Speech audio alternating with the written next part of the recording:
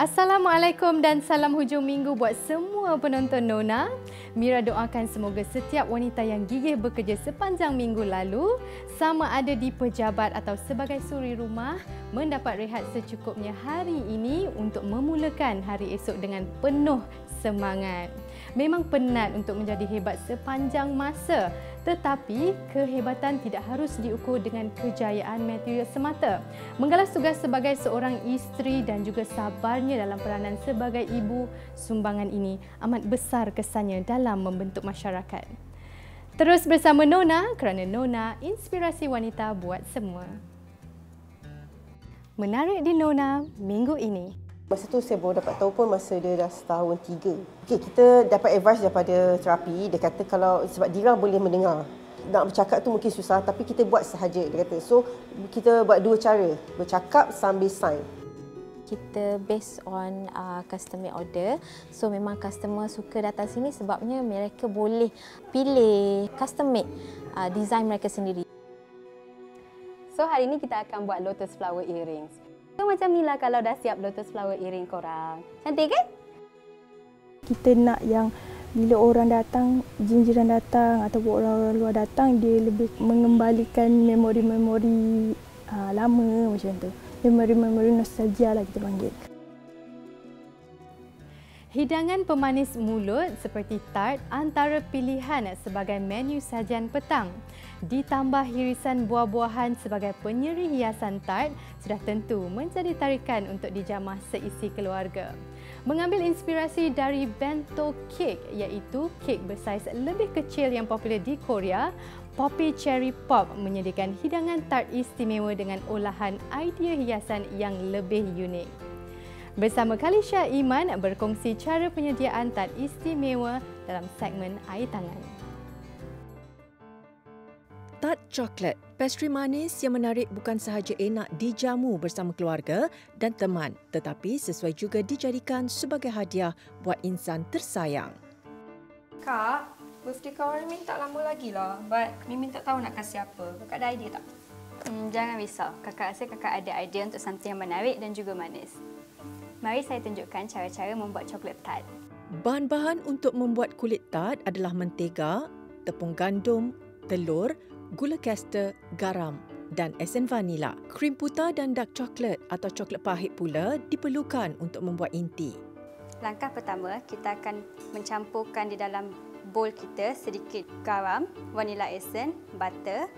Kemudian kita akan memasukkan kita punya gula caster. Dan kita akan mencampurkannya sehingga dia jadi sebati. Best is kalau kita gunakan room temperature butter untuk kita punya acuan. Selepas itu kita akan memasukkan kita punya telur. Dan sama juga kita akan mencampurkan dia sehingga dia sebati. Once dia dah mula combine, kita boleh memasukkan tepung gandum kita sedikit demi sedikit. Untuk step ni, para penonton boleh menggunakan tangan sebab dia akan mula menjadi keras. So kita bersihkan sedikit daripada kita punya spatula dan kita masukkan kita punya tepung gandum lagi. Selalunya kalau saya akan memasukkan adunan tepung gandum kita sebanyak 3 kali. Okey, once kita punya dough dah sebati, dia akan jadi seketul macam ni. Kita boleh memasukkan dia ke dalam acuan tart kita. Masukkan. Kita boleh tekap-tekapkan dia dulu. Ratakan dia ke tepi. Kemudian kita akan memasukkan dia ke dalam oven selama 30 ke 40 minit ataupun sehingga dia golden brown pada suhu 150 darjah Celsius. Suhu ketuhar boleh diubah mengikut kesesuaian jenis ketuhar masing-masing.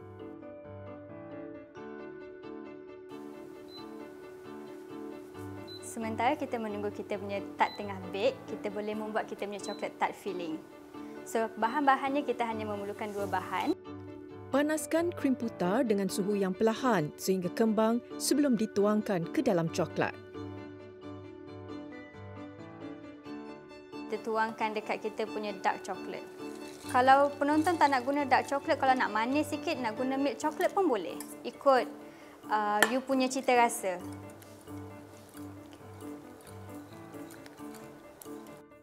Gaulkan campuran krim putar dan coklat sehingga sebatik. And kita punya coklat ganache pun akan siap. And tart kita pun dah siap. So, sekarang ni kita akan menuangkan coklat ganache di dalam tart. And selain daripada coklat tart, kita juga boleh buat coklat cheese tart or strawberry tart. Or maybe jika anda suka masam-masam, boleh guna key lime tart. Okay. Once kita dah masukkan kita punya coklat filling di dalam acuan kita akan bekukan dia selama 30 minit untuk bagi dia coklat set sebelum kita dekoratkan dia. Okay, sekarang saya dan kakak akan mula mendekorasi tart-tart kita. Untuk today, I akan buat contoh birthday tart. So, kita cuma memerlukan buttercream sahaja. Dan sementara menunggu kakak saya mendekorasi coklat tart, di sini kita akan ada lagi satu tart iaitu strawberry tart. Buat masa sekarang, saya tengah menggunakan vanilla cream untuk menghilangkan rasa jelak bila kita makan strawberry tart ini. So, dia akan jadi balance lah. Masam dan manis. Di sini saya sudah memotong buah strawberry dan buah blueberry. Ini saya akan tunjukkan kepada anda cara kami menyusun strawberry ini. Okay, so macam sini I ada tulis happy birthday. And then I akan dekoratkan dia guna bunga telang.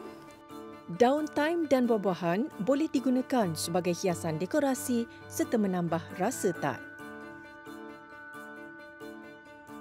Sekarang summer berries pun sudah siap. Thank you Kak, tolong you buat tart untuk kawan Mimin. Sama-sama. Para penonton bolehlah mencuba resepi ini untuk diberikan kepada yang tersayang. Selamat mencuba.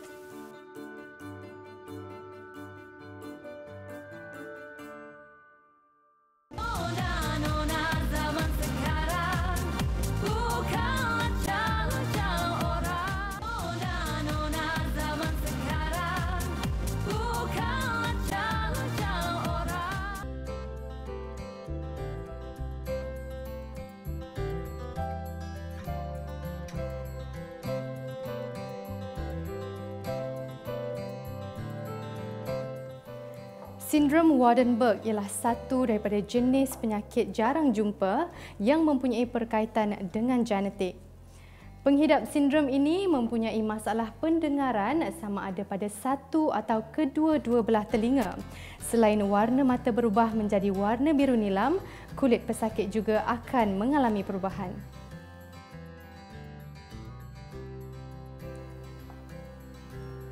Pada usia 7 tahun, adik Adira Azahra Muhammad Suhaimi disahkan menghidap sindrom Waardenburg.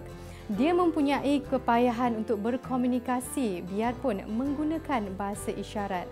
Meskipun menjalani pembedahan implan untuk memulihkan pendengarannya, dia masih berhadapan kesukaran berkomunikasi. Ikuti cabaran keluarga ini dalam membantu Adira untuk menjalani kehidupannya dalam survival. Saya Adira.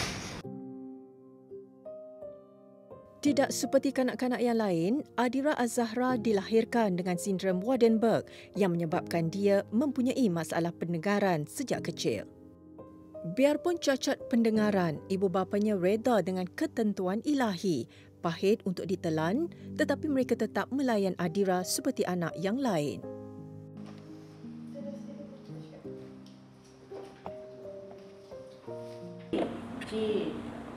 K, L, S. Kenapa lah ayah ni? Ayah tahu lah, ayah tahu. N, P, Q.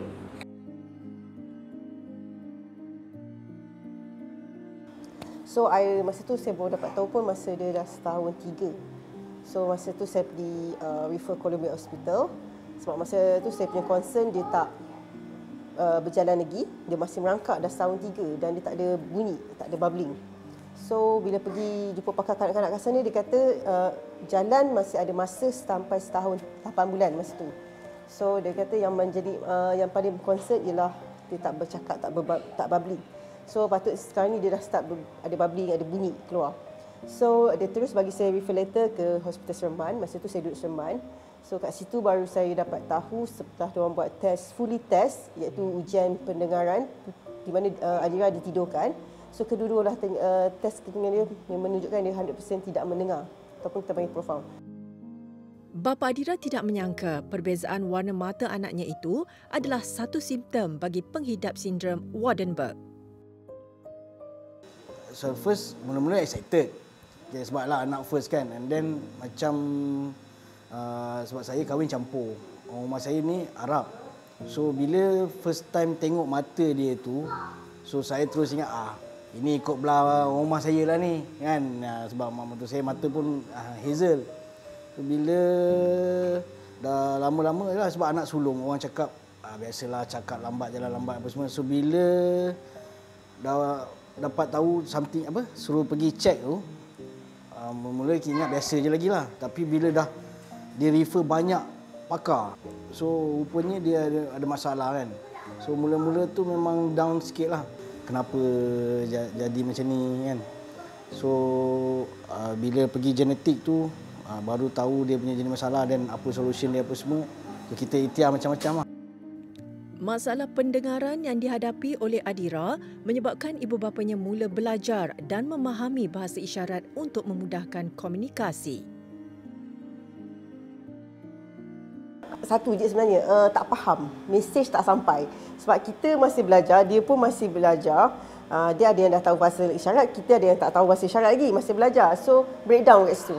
Nak apa ni, nak apa ni? Kadang saya dengan husband saya, Bi, tolonglah, apa dia nak ni? Tak faham. Saya tak faham lah. So macam kat situ problem kita. Communication is very, very important kat situ. Air,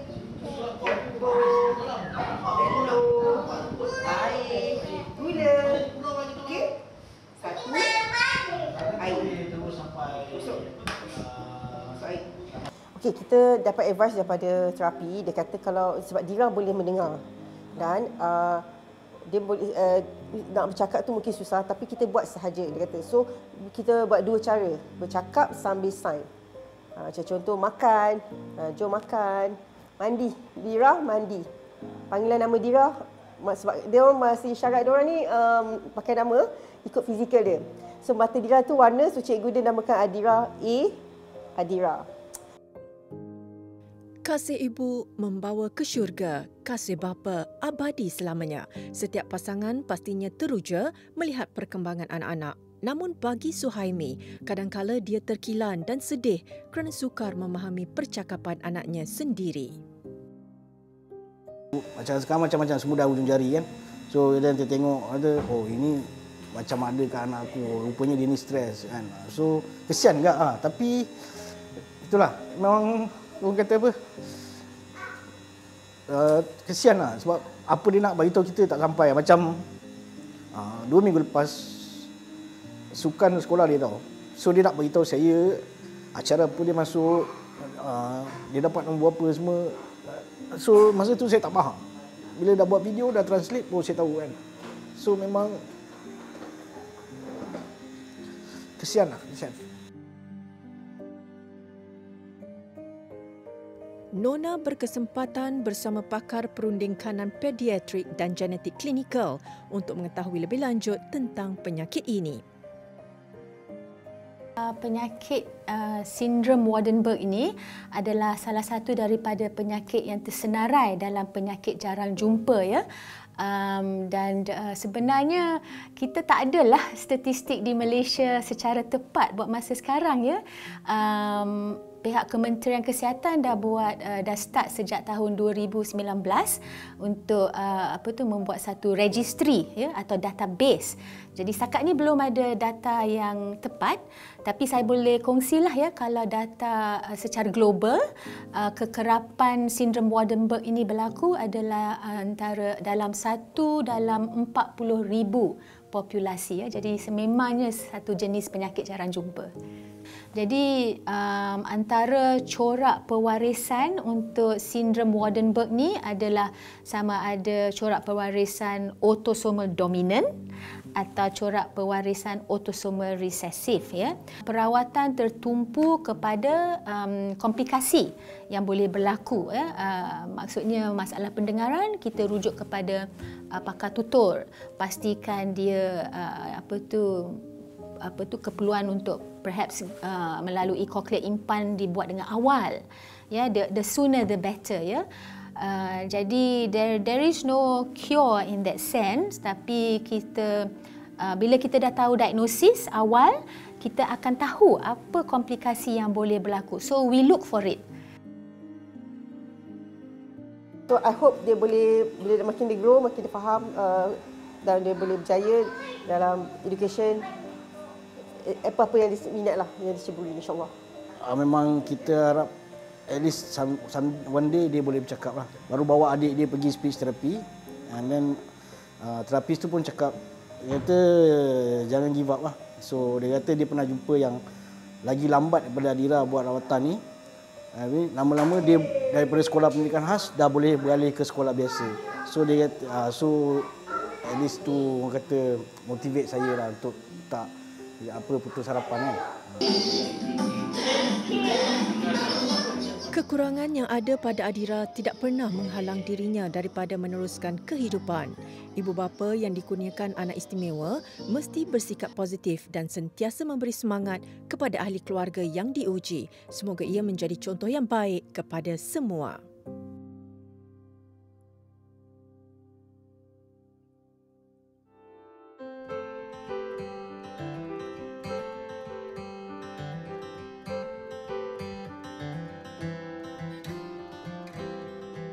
Apa pendapat anda mengenai hiasan ruang kediaman pilihan Nona kali ini? Rumah teres 2 tingkat milik Yang Mulia Tunku Saidatul Tunku Safwan dan pasangan Encik Muhammad Fikri Masuki ini terletak di Bandar Puncak Alam, Selangor.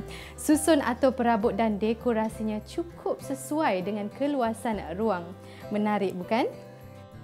Membawakan gabungan konsep kediaman moden, rumah ladang dan klasik moden, pemilihan rona putih ternyata menaikkan seri setiap ruang kediaman. Tarikan utama kediaman ini adalah idea taman mini yang dibina bersebelahan ruang dapur utama sesuai untuk keluarga bersantai.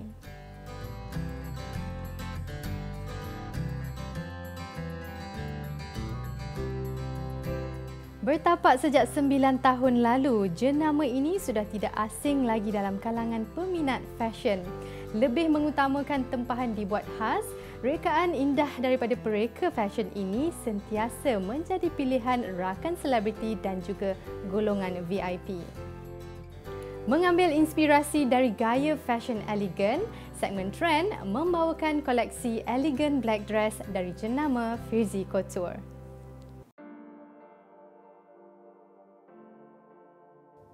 Golongan hawa cukup sinonim dengan kecantikan dan sentiasa ingin tampil bergaya agar lebih berkeyakinan. Pemilihan fabrik dan potongan yang sesuai antara perkara penting dalam memberi keselesaan pada pemakainya. Pemilik butik Frizzy Couture berkongsi koleksi rekaan dress hitam elegan yang boleh digayakan ke pelbagai acara. Okey, untuk koleksi kali ini kami menampilkan 6 design elegant black dress. Setiap design ni memberikan kelainan dia punya material, dia punya gaya, fashion dan sebagainya. Kenapa kita pilih hitam? Sebabnya hitam ni memang orang kata sinonim dengan majlis, sebab memang kalau saya fikirkan untuk diri saya sendiri pun, kita memang sukakan color-color hitam, color-color gelap. So basically di Frizzy Couture ni memang kita based on custom made order. So memang customer suka datang sini sebabnya mereka boleh pilih custom made design mereka sendiri. Sebab kalau dekat luar, kalau mereka mungkin ada yang dah jual yang ready made tapi mungkin tidak menepati dengan cita rasa. So that's why diorang datang ke sini untuk custom made baju, and then bila customer datang kita akan bagi suggestion, apa orang kata design dari segi pemilihan fabric yang bersesuaian dengan customer. Sebab dekat sini specialnya dekat Filzi ni kita ada menyediakan fabric yang bila mana customer datang, diorang boleh pilih material daripada butik sendiri. Maksudnya dah ada actual fabric. Diorang boleh tengok depan mata macam mana design ataupun jenis fabric yang mereka pilih. Rekaannya mempunyai perincian yang minimalis namun masih mampu menyelahkan lagi sisi menawan seseorang.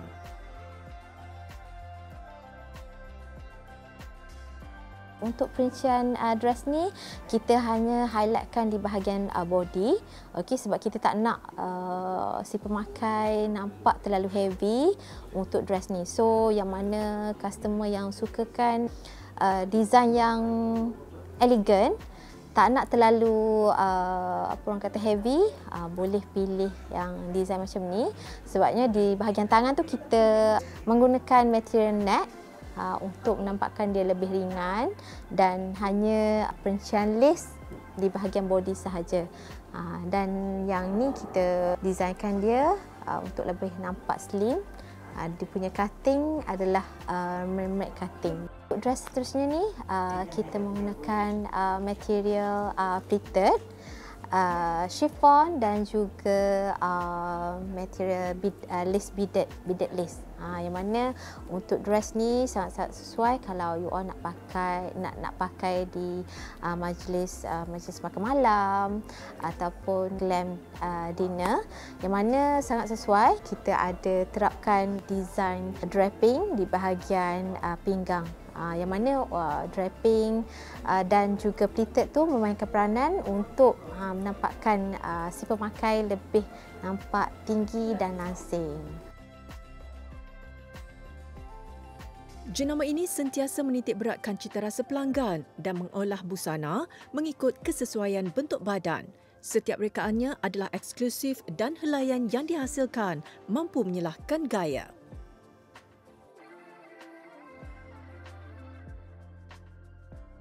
Okey, untuk koleksi black elegant ni tidak semestinya color hitam saja yang customer boleh pilih, malahan customer boleh pilih juga color-color lain yang mengikut tema customer sendiri.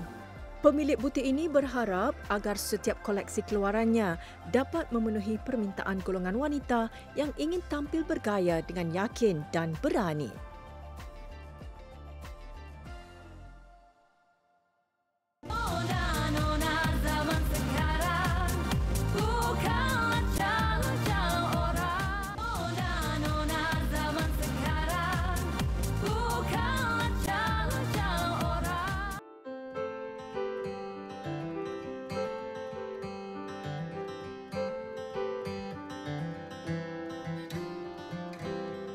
Hujung minggu bersama keluarga tercinta antara momen berharga yang dapat membina keakraban dan ikatan rohani.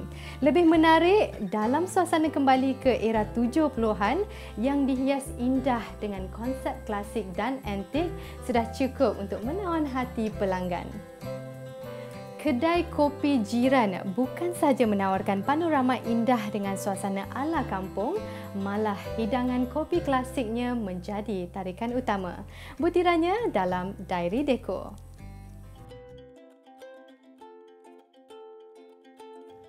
Terletak di Kajang Selangor, Kedai Kopi Jiran menjanjikan kelainan dengan membawa konsep dekorasi berbeza bagi pengunjung yang ingin menjamu selera dan bersantai di hujung minggu. Dari luar, pengunjung dapat melihat setiap sudut dan ruang kedai dihiasi dengan barangan lama sesuai untuk mereka yang ingin mengimbau nostalgia. Pelbagai barangan antik dipamerkan di sini bagi memberi suasana klasik dan berbeza kepada pengunjung. Macam untuk tema klasik ni, kalau dia macam ni, lebih kepada kalau kopi-kopi lain diorang ada tema diorang tersendiri. So kalau macam Kopi Jiran ni, kita nak yang bila orang datang, jiran datang atau orang luar datang, dia lebih mengembalikan memori-memori lama macam tu. Memori-memori nostalgia lah kita panggil.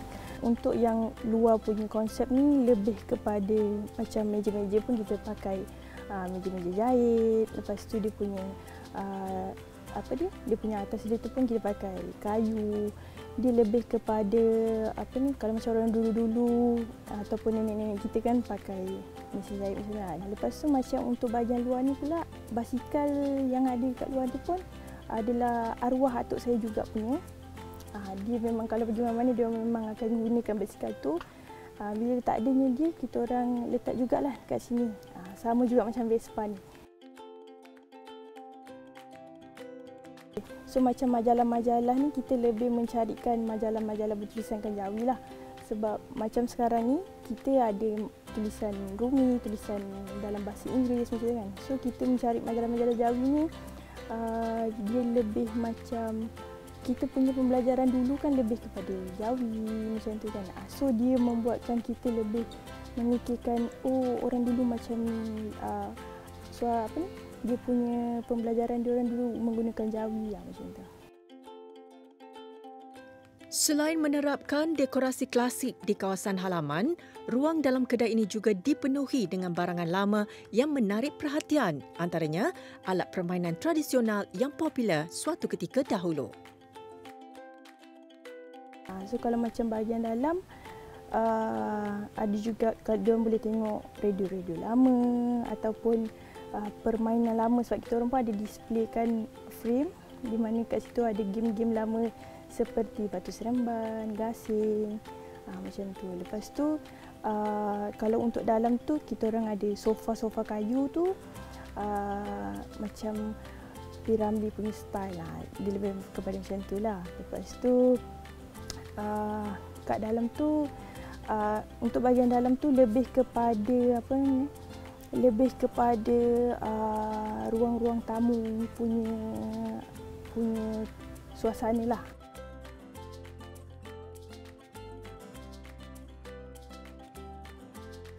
Sambil bersantai bersama keluarga atau rakan-rakan, pengunjung juga dapat menikmati variasi makanan sarapan pagi ala kampung dan barat yang mampu menambat selera.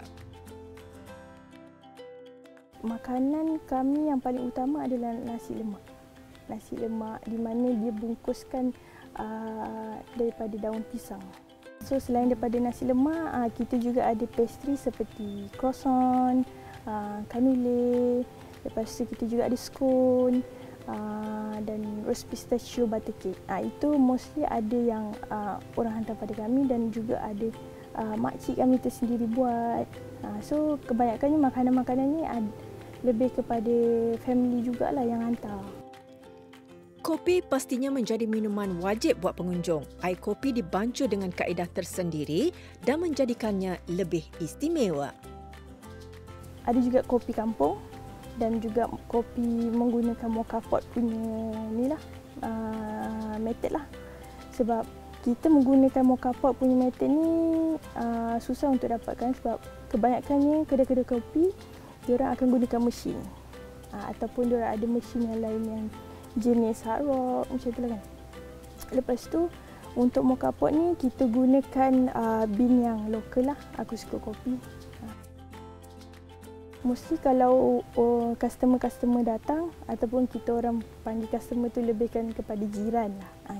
Bila jiran-jiran datang, diorang memang automatik akan boleh tak kami nak ambil gambar ataupun ambil video untuk social media dan sendiri. Dan saya sendiri pun akan suggestkan diorang kalau datang pakai baju lawa-lawa lah ataupun pakai baju ala-ala Saloma macam tu kan. Sebab bila diorang kat sini diorang punya gambaran diorang tu mostly yang saya tengok semua memang cantik.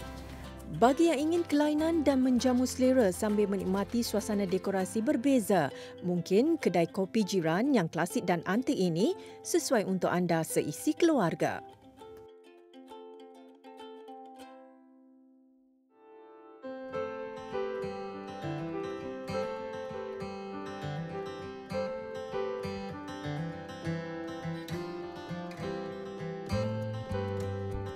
Meneroka bumi Scotland yang menjadi sebahagian daripada negara United Kingdom adalah satu pengalaman yang sukar dilupakan.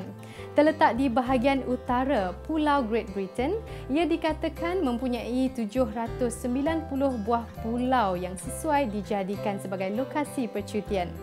Pulau Skye atau Isle of Skye adalah pulau terbesar di antara taburan pulau-pulau utama di Inner Hebrides of Scotland. Bersama Afrina Amir, penuntut ijazah di Rindwall University of Applied Science, membawa penonton menikmati keindahan Edinburgh, capital of Scotland, Glasgow, juga Isle of Skye dalam segmen sana sini. Dikenali dengan lanskip semula jadi yang mengasyikkan dan bangunannya yang bersejarah, Scotland antara lokasi wajib dikunjungi sekiranya anda ingin melancong ke bumi Eropah. Menawarkan pengalaman alam flora yang indah dan moden, pengunjung pasti dapat membawa pulang kenangan manis yang berharga. Hallo, guten Tag. Ich bin Afrina Ami und gerade wohne ich in Deutschland. Hai, saya Afrina Ami dan sekarang saya menetap di Germany. Saya sedang melanjutkan pelajaran dalam bidang Mechanical Engineering di Hochschule Rindwall atau dalam bahasa Inggerisnya Rindwall University of Applied Science. Jadi, hari ini saya ingin membawa anda bercuti bersama saya ke Scotland. Jom, ikut saya. Masih mengekalkan struktur bangunan dan seni bina dari zaman Victorian dan Georgian di sepanjang The Royal Mile, Edinburgh menjadi antara destinasi tarikan pelancong yang popular.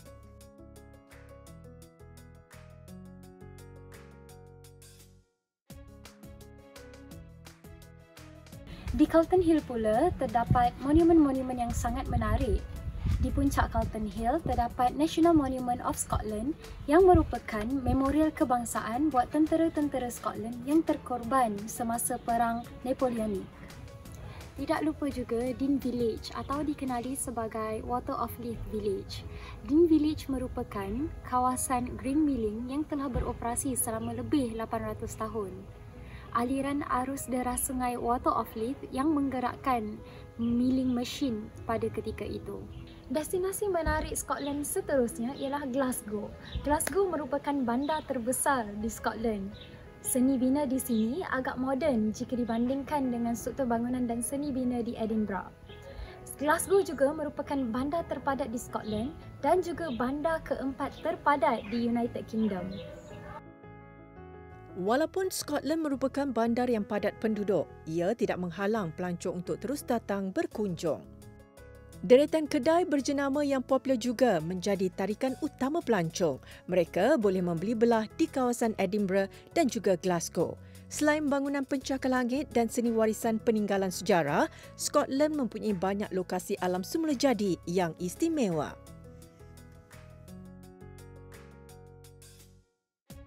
Menuju ke Isle of Skye, kita akan singgah di Loch Lomond, iaitu tasik yang dikelilingi dengan gunung ganang. Antara aktiviti menarik yang boleh dilakukan di sini ialah paddleboarding. Persinggahan seterusnya ialah banjaran Gunung Glencoe. Pemandangan di sini sememangnya sangat indah. Glencoe terkenal dengan air-air terjun dan trekking and hiking trails. Seterusnya, kita akan singgah di Eilean Donen yang merupakan sebuah pulau kecil yang dihubungkan dengan Pulau Great Britain melalui sebuah jambatan batu yang menuju ke sebuah istana. Dan istana ini memenuhi sebahagian besar pulau kecil tersebut. Tiba sahaja di Isle of Skye, terdapat banyak air-air terjun yang mengalir sangat deras di pinggir-pinggir jalan. Antara destinasi air terjun yang menarik ialah East Aberdeen. Keindahan panorama di East Aberdeen memang sangat tidak terkata. Tidak dapat dinafikan, pesona dan keindahan panorama di Isle of Skye mampu memukau pandangan sesiapa sahaja yang menjejakkan kaki ke sini. Tidak ketinggalan juga, terusan air terjun semula jadinya pasti memberikan ketenangan. Sambil menghayati seni budaya, pelancong dapat menikmati alunan muzik bagpipe yang menghiburkan. Mereka juga boleh mencuba pelbagai menu menarik yang ditawarkan di Scotland.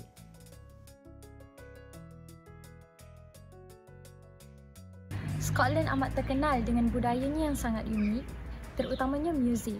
Di sepanjang jalan, terutamanya di Edinburgh, terdapat penghibur-penghibur jalanan yang memainkan alat muzik Scottish iaitu bagpipe.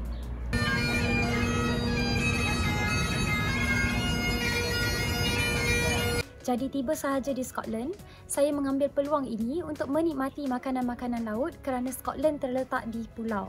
Selain itu, saya juga berpeluang untuk mencuba pencuci mulut British yang sangat terkenal iaitu sticky pudding. Buat penonton yang masih belum sampai ke Scotland, Scotland pastinya destinasi yang harus dilawati kerana ia bukan sahaja menawarkan suasana hidup di bandar, seni bina yang menarik, tetapi juga keindahan alam semula jadi yang memukau.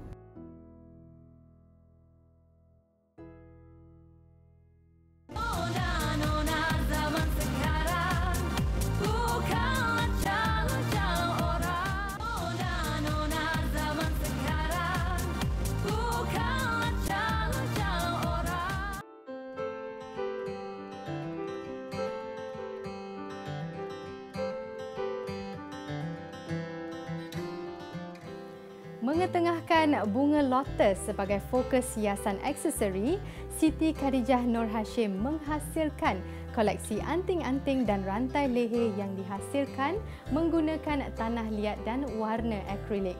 Mengambil inspirasi daripada seni masyarakat Cina, juga kecenderungannya yang gemar dengan anime, aksesori yang dihasilkan sentiasa mendapat tempahan dari luar negara. Segmen DIY berkongsi cara pembuatan aksesori yang menarik ini.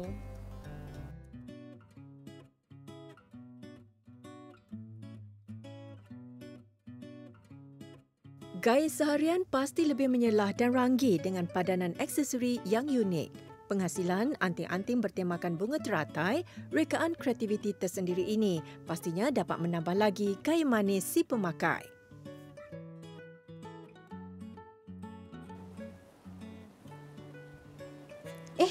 Macam tak komplit lah look ni. Jom buat lotus flower earrings dengan Katie.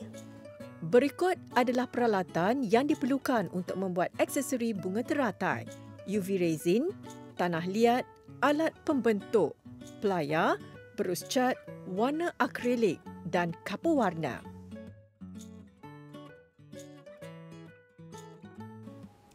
So hari ni kita akan buat lotus flower earrings. Kat sini I dah ada polymer clay yang I akan bentukkan kepada lotus flower. Tapi kalau korang tak suka lotus flower, korang boleh je buat apa-apa flower korang nak. I suggest you guys ada reference photo untuk flower apa yang korang suka. So macam lotus flower, dia ada tengah tu bulat tu tau. So I akan buat yang tu dulu. And then I akan start dengan dia punya flower petal tu. Okay, macam lotus flower, dia punya petal tu macam nipis. And then muncung sikit kat hujung tu. And now, I nak buat yang dia punya outer layers of the petals tu. So, dia besar sikit. Ulang langkah untuk menghasilkan kelopak bunga teratai mengikut jumlah yang diinginkan. Okay, so part ni kita nak pasang dia semua. Okay, ni yang tengah tu. Sambil tu, you boleh adjust dia. Cantumkan kelopak dengan rapi sehingga menjadi bentuk bunga. So, korang boleh guna shaping tools untuk bantu korang buat shape yang korang nak tau. Tapi kalau korang tak ada, korang boleh je guna apa-apa tools mana pun. Tak semestinya professional tools pun. Lotus flower, dia ada macam bintik-bintik tau dekat dia punya tengah-tengah tu. So, kita akan buat bintik-bintik tu using this sharp tool. Okay, so kita dah siap. Okay, tengok dia punya shape tu kena ke tak. Kalau tak, you macam bentuk-bentukkan sikit, betulkan dia. Okay, so kita dah siap dengan flower tu. Kita nak buat lotus leaf tu pula. So, nak buat lotus leaf ni senang je. You ambil a ball of polymer clay yang you dah uli. And then, you tekan, you lepehkan je. So, bila you dah ada shape macam ni, I akan start buat dia punya macam garis-garis kat lotus leaf tu. And then what I like to do kan, I tarik dia tepi tu macam ni untuk nampak macam dia efek lotus flower yang betul tau. Macam kan dia ada macam terkoyak-koyak sikit tepi tu. So macam lotus flower Katie, nanti kita akan letak lotus tu dekat dalam ni tau. So I just nak tengok saiz dia okey ke tak. So apa I buat, I selalu ikut dia punya curve bulat tu tau. So bila kita dah siap ni, kita boleh bakar dalam oven pada suhu 125 Celsius selama 30 minit. So lepas kita dah bakar, kita biarkan sejuk and then baru kita paint. Gabungan warna lembut dan terang dapat memberi impak pada rekaan bunga dan daun yang dihasilkan. Selepas mengecat, UV resin diletak menjadi satu lapisan pada permukaan bunga dan daun yang diwarnakan tadi. Kemudian keringkan UV resin menggunakan sinaran UV. Anda juga boleh mengeringkannya dengan cahaya matahari.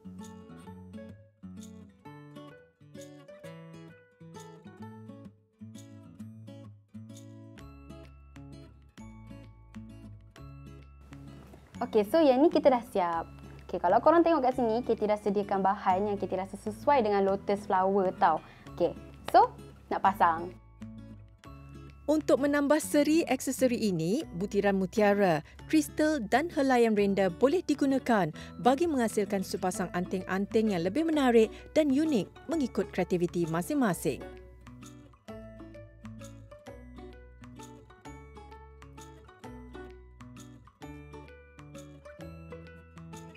So macam ni lah kalau dah siap lotus flower earring korang. Cantik kan?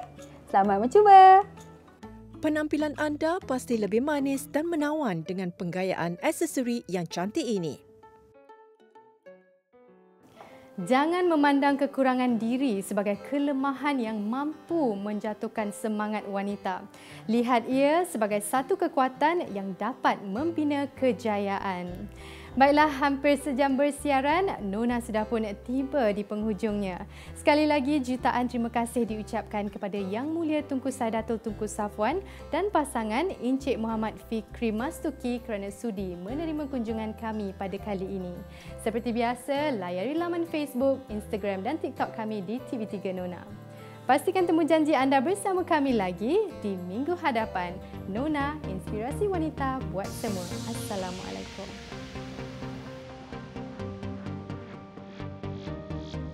Sri Kandi masa kini yang bekerja ya juga ibu.